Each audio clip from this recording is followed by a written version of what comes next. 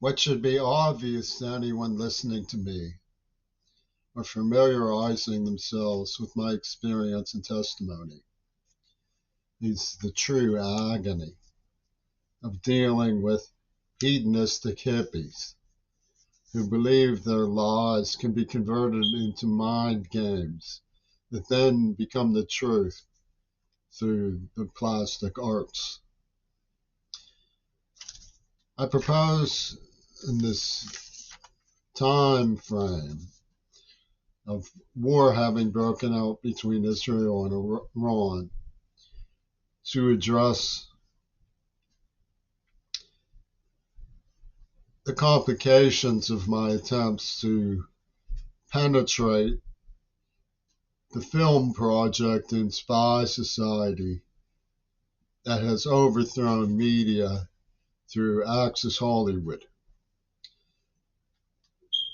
which traces to 1919 and the Italian Futurists, through the fourth dimensional psychologists in Kharkiv, Ouspensky, and so on, the Cubists, Taylor Reagan's work with Lee Marvin, and others of the ranch of cowboys.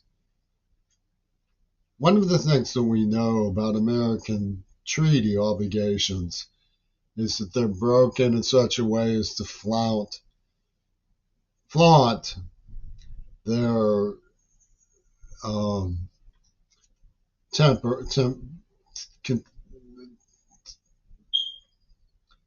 temporary nature, the treaties of convenience. And when it comes to Access Hollywood, the First Amendment is a treaty of convenience. It's not an American civil process, as we learned from the way they executed John Kennedy and then made strident claims to demand of our patriotic honor. When the establishment presented it as a triumph of the Lord. I will say about parochial education that there is something to be said for acceptance of the continuity of things. But to translate that into the idea that somehow being preached to by genocidal entities, that's obviously not good or safe for the global village. Now, when I was at Carnegie Mellon University, I was dealing with the script of Gail Burson, and I had an unopened envelope. And that became a legendary factor in Ringo Starr and Scorsese's production system of the script that they wrote and then pretended to find. Of course, when you're dealing with agents of that great power and mystique, the idea of Lenin's Houdini ceases to be a delusion of a deaf boy who was tortured and poisoned, and more a whodunit about why not. In other words, they said, why shouldn't we do it since it can work and will be very effective? I'd like to tell you the story of how the reality of just to show you how adroit Ringo Starr is. The reality of that unopened letter from 1974. Tell you the reality of it and how it was poetry into a psychological operation by the Access Hollywood, for whom the First Amendment is not only a treaty to be broken, but it's patriotism and loyalty is only when genocidalists can brag about what they've done under the free speech, under the First Amendment. When I was arrested for reporting torture, the DA cackled. I said, I have freedom of speech. And he said, sometimes that'll do it. Well, not when you're bragging about genocide as they were. And it had no impact. When I opened Ringo receives one letter and help. So you have to understand that this letter, it was not intended, it was not planned as a letter to Ringo Starr by Gail Burston and her forces. It wasn't sacred property of the betrayers.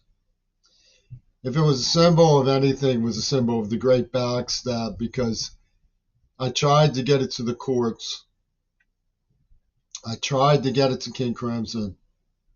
I offered it to anybody who would be honest about what its proof contained. I finally opened it in front of Dwight, Megan Dietz, David McWade, and someone else. And even though it corroborated everything that I was concerned about, it had no impact on them whatsoever. They continued in a very disturbing promotion of the attack group. And I had shown it to Gail Burston. She threw plates at me, really hit me, demanding that I open it, and I refused. I remember the day it came, and I didn't want to read another letter from this charming person. And they also tilt upside down the image on my iPhone, because when they were construing into the media their storyline about us finding the script and warning and controlling the system, they talked to my brother Adam, and I used to turn him upside down. So they turned upside down Ronald Reagan. Remember, he said, "Oh no, I'd rather be in Philadelphia," which is Mississippi, where he opened his campaign there. They killed 4 Mississippi aid workers. There's a movie about it called Mississippi Burning. And he said the person who tortured me is my brother, and so on and so forth. This is all. If you look at Access Hollywood, they limited in their constructs.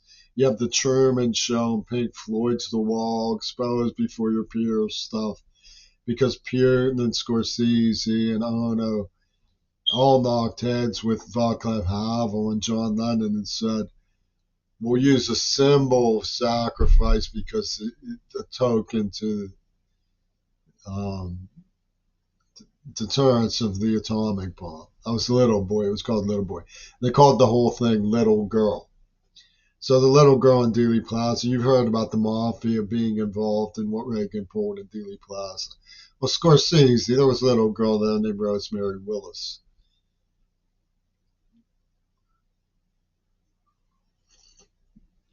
And they knocked around how to be macabre about abortion, calling it a hobby when they were poaching somebody.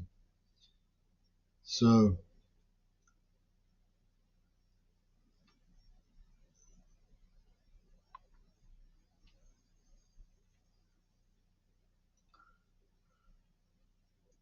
when you look at the information I have scribbled here, it's hard to read because of Parkinson's. But the idea is to sort of see, back when Havel was around, if you look at the Iran-Contra deal, where Israel and Iran and Reagan, and then Mikhail Gorbachev's glasnost, and the Velvet Revolution, and Zappa's stuff, all happened with the AIDS attack. It was like a schizoid show, performance, that came out with this idea that there was a hidden agreement about how to proceed. And they sort of blackmail you.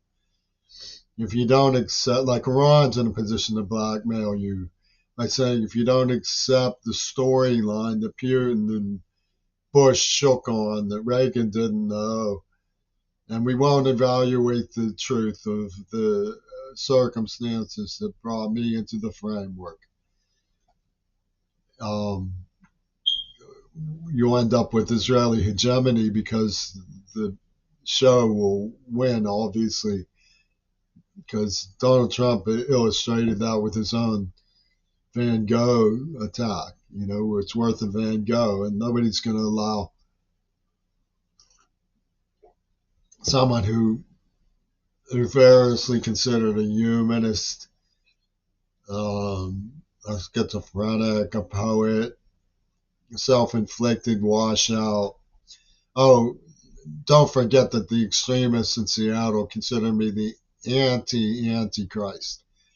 Because Lenin supported drug use. Everybody has to support drug use and die laughing about the joke and so on. And that doesn't even bother to try to make sense. It's a betrayal of the um,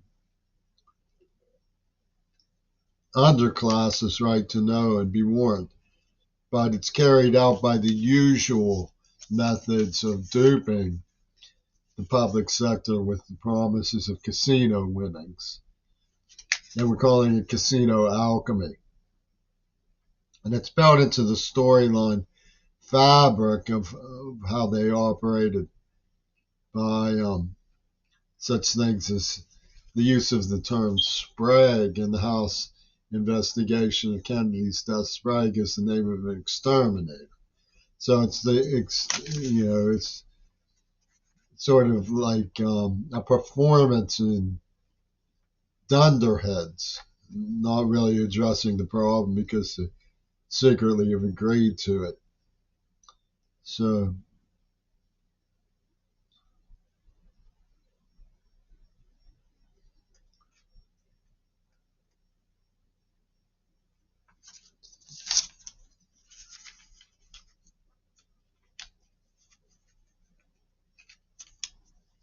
that explains a good deal about the Great Backstab, I guess, which is what it was.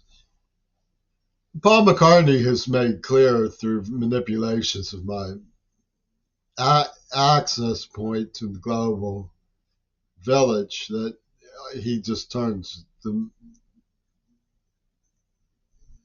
volume control up a percentage of a percentage on the idea that I could have saved John Lennon and all of my efforts are drowned out.